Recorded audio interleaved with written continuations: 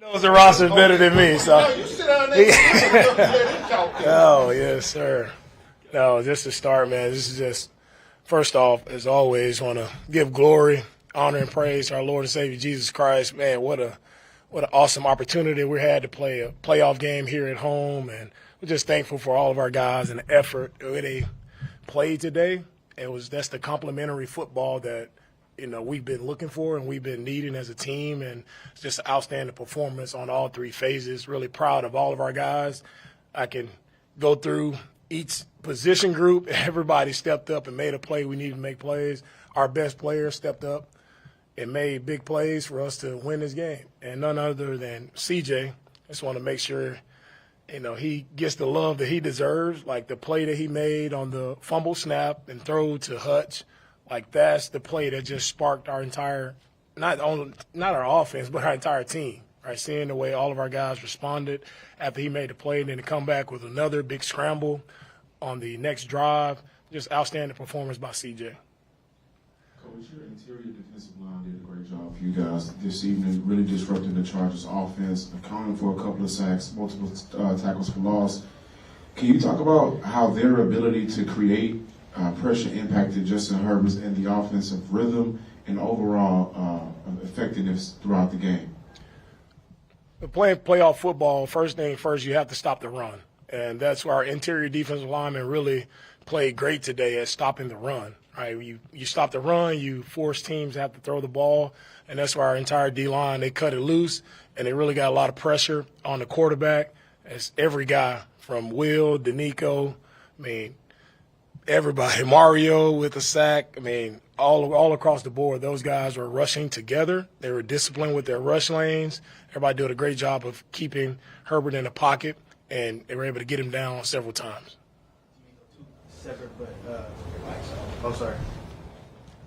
DeMeco, two separate but related questions. What are you thinking during that sequence when CJ fumbles, picks it up, and then throws it to Xavier? And then second, in what way did you feel it give you all a spark? Yeah, offensively we started slow. Right? We started slow. We put the ball on the ground too many times, and we needed a play. And that's what it looks like when your best players step up and make the plays. That's what playoff football is about. That's what, being a big-time player in the league is about. And, of course, you see the fumble snap, and I'm just thinking, like, please pick the ball up. And then we're able to, to see CJ improvise and find Hutch, keeping his eyes downfield, just having that confidence in himself and his ability to avoid the rush and still keep his eyes downfield and find Hutch. And that was an outstanding play. To me, that was the play of the game that really, created momentum for our entire team. You guys intercepted Justin Herbert 4 times, sacked him a bunch of times, pressured him on 50% of his dropbacks. How would you describe how your defense played today?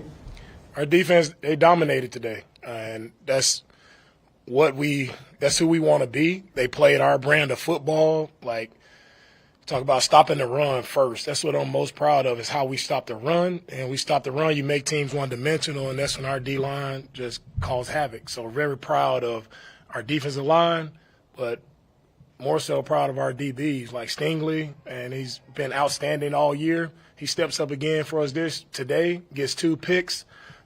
When we needed him most, he made outstanding plays. E. Murray with the touchdown. Kamari with for us to have off of the turnover, Kamari goes out, and you talk about a momentum shift. For him to pick the ball off, that was an outstanding play by him. So just the way our DBs are playing, it just opens up a lot for us defensively. Really proud of our entire group.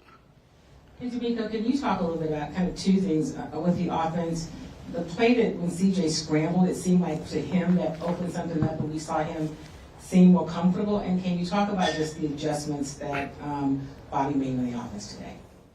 Yeah, the scramble play was, you see that confidence from CJ. You see he felt like the need to make a play, and he did. That's what I call you put the team on your back. And that's what he did. He put the team on his back, and to see our sideline just go crazy when he makes that scramble, you can feel it then. You can feel the game shifting at that moment when he makes that scramble for the big play. And just offensively, for us to be able to buckle down when we needed it most, for us to control the line of scrimmage and run the football like we needed to run the football, like that's what I'm proud of. Our offensive line stepped up.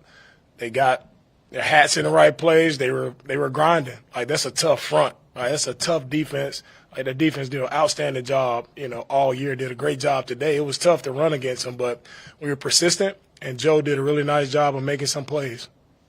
DeMeco, before the game even was underway, and Dell and Stefon Dicks were here. You had a special moment with them. What did it mean to have them back inside the building, and do you think that kind of ignited the team to have a bit of a stronger performance knowing that they were on the sidelines watching? Yeah, seeing Tank and Steph out there, it's encouraging and uplifting for everybody on our team. We know how much both of those guys meant to our team, just the leaders that they are in their own way and how much energy they provide to our entire team. So, it's great seeing them. I think put smiles on everyone's faces, understand, like, who we're doing it for. Like, we're doing it for our brothers, and it was great to see them today. Would love to have them on the field, but just to know that they're here still supporting, right, through all that they've gone through, just continues to show how special our team is. DeMeco, can you talk about that your longest offensive drive of this whole season happened in this game? In fact, get you back at 99 yards. Obviously, you could go farther, you would, but 13 plays, and basically that was, to me, sort of like the catalyst to start turning the momentum around, because that's when you took the lead. Can you explain that and what it was like just to get that whole drive out of the way and get it out of your soul?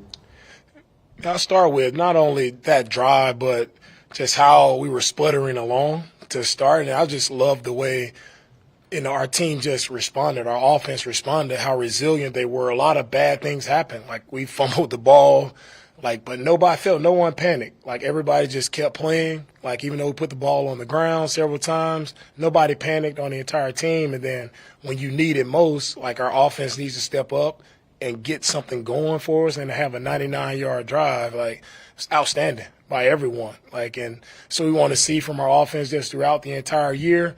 We know there's been some inconsistencies, but to see everybody put it together when we need it most here in our first game of the playoffs, and couldn't be, again, more happy for everybody and just where we can continue to ascend if we do things the proper way. Hey, DeMeco, I remember hearing you earlier in the week describe your D-line versus their O-line as the matchup of the game. Did you specifically challenge them to that? And then sort of similarly on top of that, you mentioned your best players playing their best. Will Anderson Jr. second half, Derek Stingley 2 interceptions. Do you similarly challenge them to rise to the occasion the way they did? The unique thing about our team, our defense, is I don't have to challenge those guys at all. Like, they understand the moment. They understand, like, why we're built the way we're built. We're built the way we're built, so our D-line has to go dominate. And when our D-line plays this way, not only does it help our defense, but it just brings enthusiasm to our entire team. So they understand that from the moment they sign up to play here for the Texans. Like, we're heavily dependent upon our D-line, and they did an outstanding job today. Take three more.